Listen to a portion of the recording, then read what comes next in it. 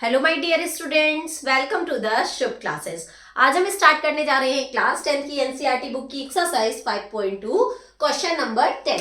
मैंने अपनी previous videos में क्वेश्चन नंबर 9 तक डिस्कस कर लिया था। आज हम लोग क्वेश्चन नंबर 10 से पढ़ेंगे। So let's start question number 10। In question number 10, it is given that the 17th term of an AP exceeds its 10th term by 7। बहुत ध्यान से समझना, ठीक है। जो 17th टर्म है आपका एपी का, कह रहे हैं जो एपी का 17th टर्म है वो 10th टर्म से 7 ज्यादा है, वो 10th टर्म से 7 ज्यादा है, ठीक है। हमारी इक्वेशन हमेशा ऐसे बनेगी जैसे क्वेश्चन में गिवन होता है। अगर आप क्वेश्चन को बहुत डिटेल में समझोगे तो उसमें दिया है कि 17th टर्म 7 ज्यादा है। जब 17th टर्म 7 ज्यादा है बट हम किसको ग्रेटर कर रहे हैं, 10th टर्म को 7 ज्यादा कर रहे हैं, तो हमेशा जब इक्वेशन बनाते हैं बीच में इक्वल लगा के तो अपोजिट किया जाता है। क्यों किया जाता है, थोड़ा सा आपको डिटेल में समझा देते हैं। 17th टर्म 10th टर्म से 7 ज्यादा है, ऐसा क्वेश्चन में गिवन था। तो जब 17th टर्म 7 ज्यादा है तो हम 10th टर्म को 7 ज्यादा क्यों कर रहे हैं, क्योंकि मैंने क्या लगाया है बीच में, इक्वल। सपोज अगर हम कहते हैं, अगर हम कहते हैं कि मेरी एज 30 इयर्स है, ठीक है, एंड राम की एज मुझसे 10 इयर्स ज्यादा है। राम की एज मुझसे 10 इयर्स ज्यादा है तो राम कितने इयर्स का होगा, 40 इयर्स का।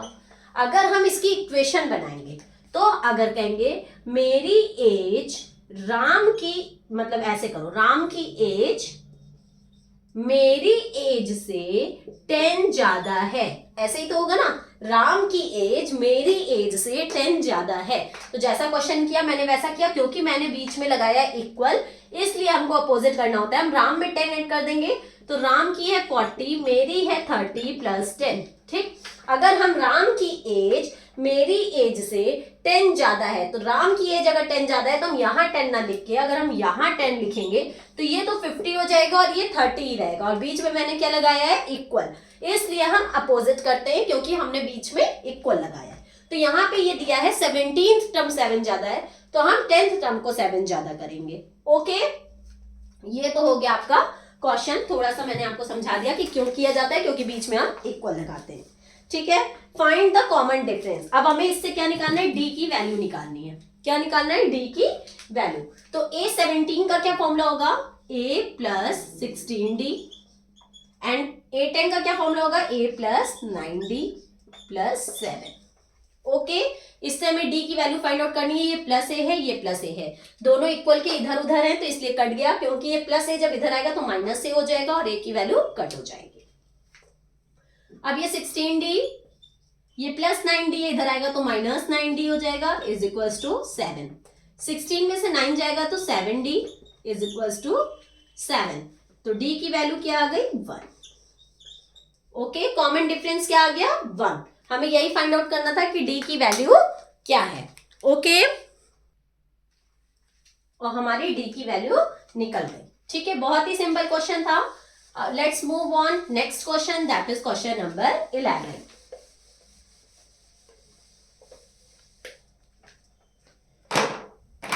In question number 11, it is given that which term of the AP, मतलब हमें क्या निकालना है, N 3, 15, 27, 39 will be 132 more than its 54th term। कह रहा है AP का कौन सा टर्म, दैट मीन्स AN की वैल्यू हमें क्या गिवन है, हमें क्या निकालना है, which term of the AP, ये क्वेश्चन नंबर है 11, is 132 more than its 54th term। 54th term से 132 ज्यादा कौन सा टर्म होगा। तो पहले तो यहां से हम AN की वैल्यू फाइंड आउट करेंगे, और AP हमें गिवन है 3, 15, 27, 39। 3, 15, 27 एंड 39 डैश डैश डैश। एक बार रीचेक कर लेती हूँ, 3, 15, 27, 39। एक बार और क्वेश्चन को डिटेल में समझो। कह रहा है पहले हम ये देख लें कि 54th टर्म से 132 ज्यादा कौन सा वाला टर्म है। पहले तो ये देखो, ठीक है, कि वो टर्म कौन सा है, पहले ये देखते हैं कि वो वैल्यू कौन सी है। तो पहले हम 54th टर्म निकालते हैं। चलो, 54th टर्म निकालने का फॉर्मूला होता है A प्लस 53D ए की वैल्यू है 3 प्लस 53, डी की वैल्यू होगी 15 माइनस 3 दैट इज 12। ओके, तो 3 प्लस 53 टू जा, तो यहां से देखते हैं 12 3 जा 36 का 6 कैरी आया 3, 12 5 जा 60 एंड 3 60 एंड 3 63 669। ये है आपका 54 टर्म। इस 54 टर्म से 132 ज्यादा, तो इसका 132 ज्यादा करो। 801 9 10 11 का 1 कैरी आया 1 6 एंड 1 7 एंड 3 10 का 0 कैरी आया 1 6 एंड 1 7 एंड 1 8 801। अब देखो कह रहा है अगर an की वैल्यू, देखो हमने 54 टर्म से 132 ज्यादा जो हमारी वैल्यू आती है, जो हमारी वैल्यू आती है, ये कौन सा नंबर ऑफ टर्म्स है, मतलब n को क्या है। आई बात समझ में, ये कौन से नंबर ऑफ टर्म पे आएगा, हमें ये फाइंड आउट करना है। तो ठीक है, हम फाइंड आउट कर लेते हैं। तो an is equals to a plus n minus 1 d होता है। an की वैल्यू है 801 इज इक्वल्स टू a की वैल्यू है 3 प्लस n की वैल्यू हमें पता नहीं है, वो मुझे फाइंड आउट करना है। d की वैल्यू है 15 माइनस 3 दैट इज 12। आ गई बात समझ में। ये प्लस 3 है, इधर आएगा तो माइनस 3 हो जाएगा, तो 801 माइनस 3, ये मल्टीप्लाई में 12 है, इधर आएगा तो डिवाइड में 12 हो जाएगा, is equals to n minus 1। ठीक, 801 में से जब 3 जाएगा तो कितना आएगा 798 upon 12 is equals to n minus 1। अब अगर हम इसको 12 से कट कर लें तो 12 1 जा 12, 12 जा 12, 12 4 36, 12 4 जा 40, 12 5 जा 60, 12 6 जा 72। कितना बचा 7 बचेगा, 12 6 जा 72, एक मिनट, 72 73 74 75 76 77 78 79 जी 7 बचा 78, कटेगा नहीं पूरा। फिर से देख लेते हैं एक बार। हाँ ये कट नहीं रहा है, दैट मीन्स मेरा यहाँ इधर कुछ गड़बड़ हुआ है। देखो क्या गड़बड़ हुआ है, 12 3 जा 36 का 6 कैरी आया 3, 12 5 जा 60 एंड 3 63, 636 में जब 3 प्लस करेंगे तो 639 आएगा। ओके, 9 10 11 का 1 कैरी आया 1, 3 एंड 3 6 एंड 1 7 एंड 6 एंड 1 7 771।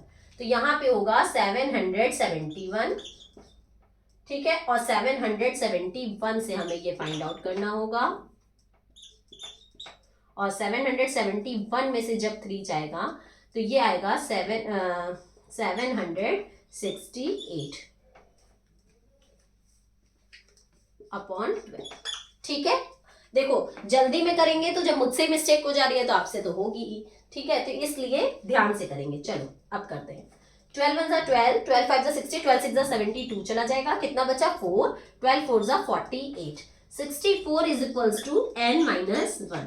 ये माइनस 1 है, इधर आएगा तो प्लस 1, तो 64 plus 1 is equals to n की वैल्यू हो जाएगी 65। दैट मीन्स ये जो 771 है ये कौन सा टर्म होगा, 65th टर्म। एक बार और ध्यान से देखो, कौन सा, पहले an निकालें, कौन सा टर्म 54th टर्म से 132 ज्यादा होगा। तो पहले 54th टर्म से 132 ज्यादा करेंगे तो 771 आएगा, और 771 कौन से टर्म पे है, कौन से नंबर ऑफ टर्म पे है, वो हमें फाइंड आउट करना था, वो मैंने फॉर्मूले में रख के फाइंड आउट कर लिया। गॉट इट, जिसका आंसर आ गया 65। Now let's move on our next question, that is question number 12.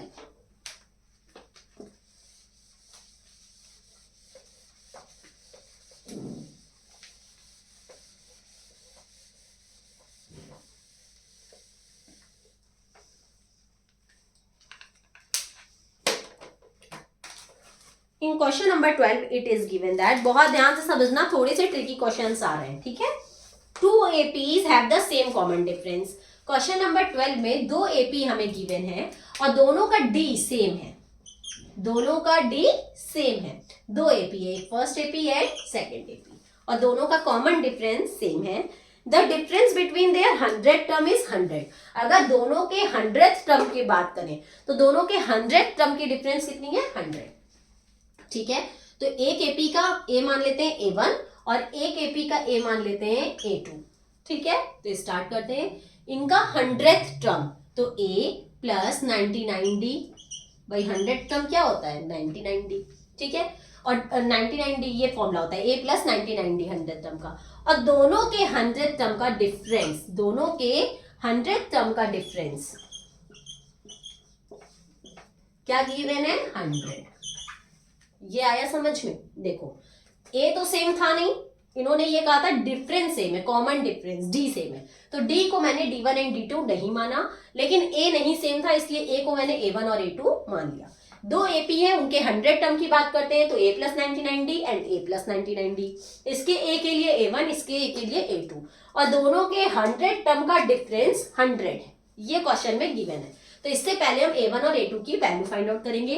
तो ब्रैकेट ओपन करेंगे तो A1 plus 99D minus A2, बाहर माइनस है तो अंदर का साइन चेंज होगा, minus 99D is equals to 100।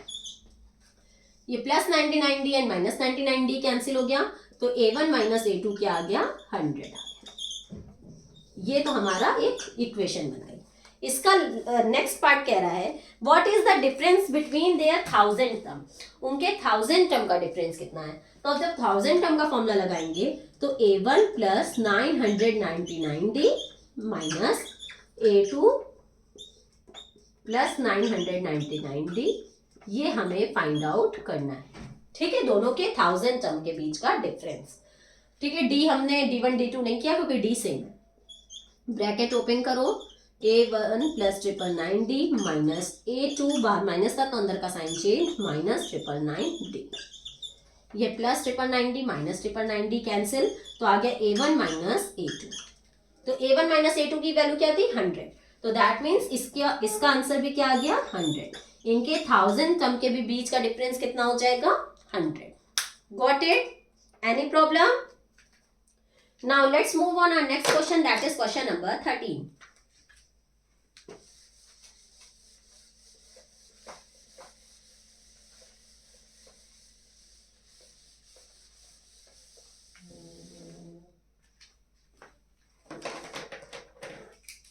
In question number 13, it is given that how many 3-digit numbers are divisible by 7? 7 से कितने नंबर डिविजिबल है, 7 से कितने नंबर्स डिविजिबल है। 13th क्वेश्चन है ना। 7 से 3 डिजिट के कितने नंबर डिविजिबल है, तो उसके लिए मुझे सबसे पहले एक एपी बनानी पड़ेगी। तो 3 डिजिट नंबर की बात कर रहा है तो सबसे स्मॉलेस्ट 3 डिजिट नंबर एंड सबसे ग्रेटेस्ट 3 डिजिट नंबर, बट जो 7 से डिविजिबल हो। तो अगर हम यहाँ स्टार्ट करते हैं कि 3 डिजिट नंबर जो 7 से डिविजिबल हो, 100 सबसे छोटा, ठीक, वो हमारा 7 से नहीं जाएगा, 101 भी नहीं जाएगा, 102 भी नहीं जाएगा, 103 भी नहीं जाएगा, 104 भी नहीं जाएगा, 105 ये चला जाएगा। देखो 7 1 जा 7, 3 बचा, 7 5 जा 35, 15 बाद में, ठीक है, 105। तो सबसे स्मॉलेस्ट नंबर कौन सा हो गया, 105। अब आगे का निकालने के लिए 7 ऐड करते जाएंगे, तो इसमें जब 7 ऐड करेंगे तो 112 डैश डैश डैश। अब लास्ट नंबर निकालने तो सबसे बड़ा नंबर कौन सा होता है, 999।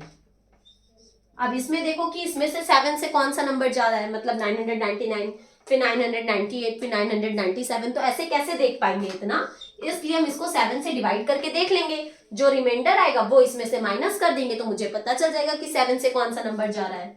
7 1 जा 7, 9 उतारा, 7 4 जा 28, 1 उतारा, 9 उतारा, 7 2 जा 14, 5, रिमाइंडर क्या आया, 5।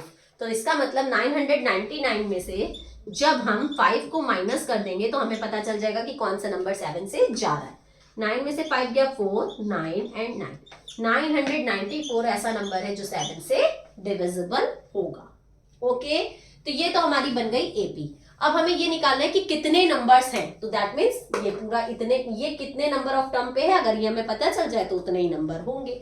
तो इससे हम n की वैल्यू निकाल लेंगे। तो मान लिया an हमें क्या गिवन है, 994, a है 105 एंड d क्या होगा भाई, इनके बीच का डिफरेंस 7 ही तो होगा क्योंकि हम डिविजिबल बाय 7 देख रहे थे। फॉर्मूला लगा लो, an is equals to a plus n minus 1 d। ठीक, an की वैल्यू है 994 इज इक्वल्स टू a की वैल्यू है 105 प्लस n, तो हमें फाइंड आउट करना है कि 994 किस नंबर ऑफ टर्म पे है, एंड d की वैल्यू 7। ये प्लस 105 है, इधर आएगा माइनस 105, और ये मल्टीप्लाई में 7 है, इधर आएगा तो डिवाइड में 7 is equals to n minus 1। अब देखो 14 में से 5 जाएगा तो कितना आएगा 9, ठीक है। यहाँ कैरी लिया था, यहाँ बचा 8 में से 0 8, यहाँ बचा 9 में से 1 गया 8, 889/7 इज इक्वल्स टू 9 माइनस 1। 7 की टेबल से कट करेंगे, 7 1 जा 7, 1 बचा, 7 2 जा 14, 4 बचा, 7 7 जा 49, 127 is equals to n minus 1। ये -1 इधर आएगा तो +1, तो n की वैल्यू आ जाएगी 128। दैट मीन्स टोटल कितने टर्म्स है 7 से डिविजिबल 128। कितने नंबर्स होंगे 3 डिजिट के जो 7 से डिविजिबल है 128। Now let's move on our next question, that is question number 14।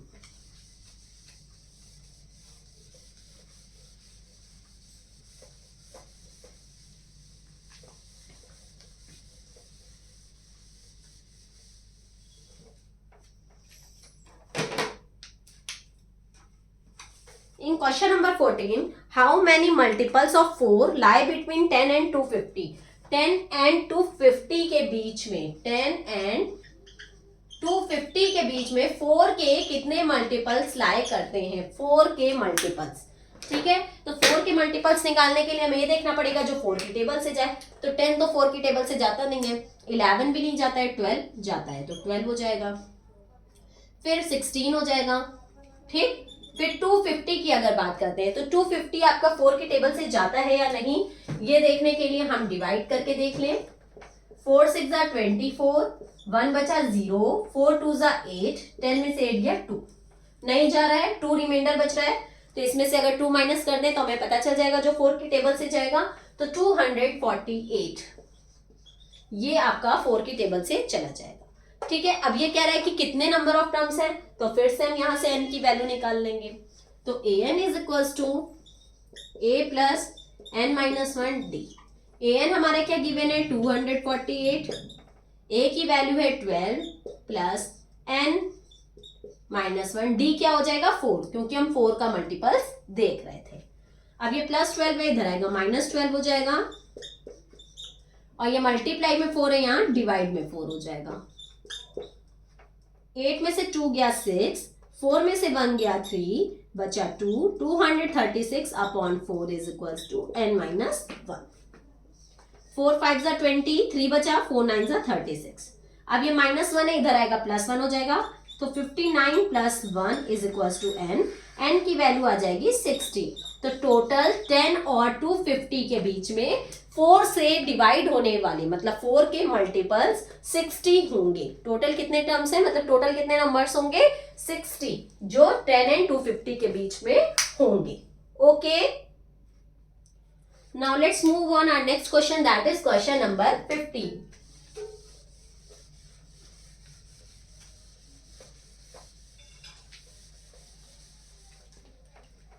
In question number 15, it is given that for what value of n, n की हमें क्या निकालनी है value, are the nth term of 2ap is equal, जिसका nth term मतलब an दोनों का क्या है इक्वल है। ध्यान देना, क्वेश्चन नंबर 15 हमें n की वैल्यू फाइंड आउट करनी है जिसका an इक्वल है, सिर्फ an इक्वल है, a और d इक्वल नहीं है, ठीक है।